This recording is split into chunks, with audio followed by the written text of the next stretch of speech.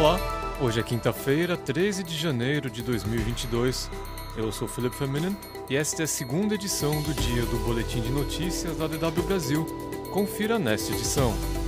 Estudo americano conclui que compostos da cannabis podem prevenir a Covid-19. OMS rebate Bolsonaro e diz que a Omicron não é bem-vinda. ONU retira direito a voto de Venezuela, Irã e Sudão por dívidas à entidade. 2 compostos de cannabis podem ajudar a prevenir a Covid-19. Esta é a conclusão de uma pesquisa americana divulgada nesta quinta-feira.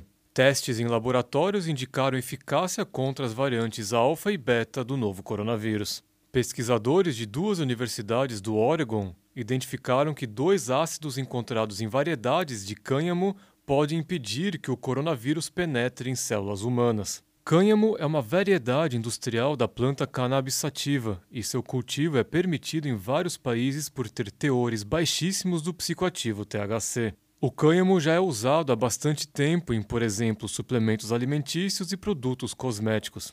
Esses 2 compostos bloqueiam a infecção porque se conectam às proteínas spike do coronavírus e dessa forma impedem a conexão das proteínas spike com as células do corpo humano.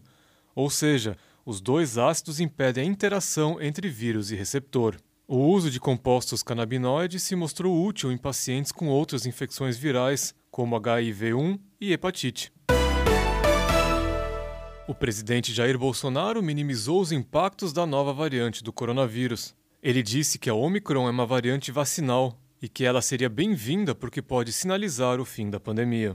Em resposta aos comentários de Bolsonaro, a Organização Mundial da Saúde afirmou que nenhum vírus que mata pessoas é bem-vindo e que não se trata de uma doença leve.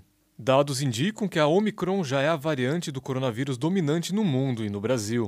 Segundo dados divulgados pelo CONAS, o Brasil registrou mais de 87 mil novas infecções em 24 horas, mais do que o triplo das 27 mil computadas há exatamente uma semana. Dezenas de milhares de professores franceses realizaram nesta quinta-feira uma greve em protesto contra a estratégia anti-Covid da França. Pais, professores e escolas têm lutado para lidar com a pandemia e as constantes mudanças de regras do governo sobre a Covid-19. Novos requisitos de testes foram anunciados na véspera do retorno das férias de Natal e já foram alterados 2 vezes desde então. Sindicatos afirmaram que o nível de exaustão causado aos professores chegou a tal nível que uma greve foi necessária para passar a mensagem ao governo. Os professores defendem a suspensão das aulas quando registrado um caso de Covid-19. 8 países tiveram suspenso o direito a voto na Assembleia Geral das Nações Unidas.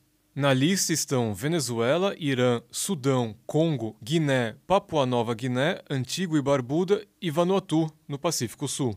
Os países perderam seu direito a voto por estarem devendo as contribuições anuais às Nações Unidas. O secretário-geral da ONU, Antônio Guterres, notificou nesta quinta-feira que 11 países estão em atraso nos pagamentos. A dívida de 3 países foi considerada como sendo por condições que fogem do controle do Estado-membro. É o caso de Comores, São Tomé e Príncipe e Somália. A Venezuela é a maior devedora. Para reaver seu direito a voto, Caracas teria que pagar em torno de 40 milhões de dólares. O Irã está em segundo, com uma dívida de 18 milhões de dólares. O país teve tirado seu direito a voto pelo mesmo motivo em 2021. Na ocasião, Teherã alegou não ter condições de contribuir por culpa das sanções econômicas impostas pelos Estados Unidos. Um ex-coronel sírio de 58 anos foi condenado por um tribunal alemão à prisão perpétua por crimes contra a humanidade. Trata-se de um veredito histórico, o primeiro julgamento no mundo sobre tortura patrocinada pelo Estado na Guerra Civil da Síria. O ex-coronel foi considerado culpado de supervisionar o assassinato de 27 pessoas num centro de detenção em Damasco. Os crimes contra a humanidade teriam ocorrido em 2011 e 2012, justamente durante os estágios iniciais da Guerra Civil na Síria. O réu foi apontado por promotores alemães como responsável por supervisionar a tortura brutal e sistemática de pelo menos 4.000 pessoas na prisão do Serviço de Inteligência sírio. Os maus tratos incluíam choques elétricos, espancamentos com fios e chicotes, abusos sexuais e privação de sono. Durante o julgamento, o ex-coronel negou ter cometido tortura ou dado instruções a outros para que cometessem tortura.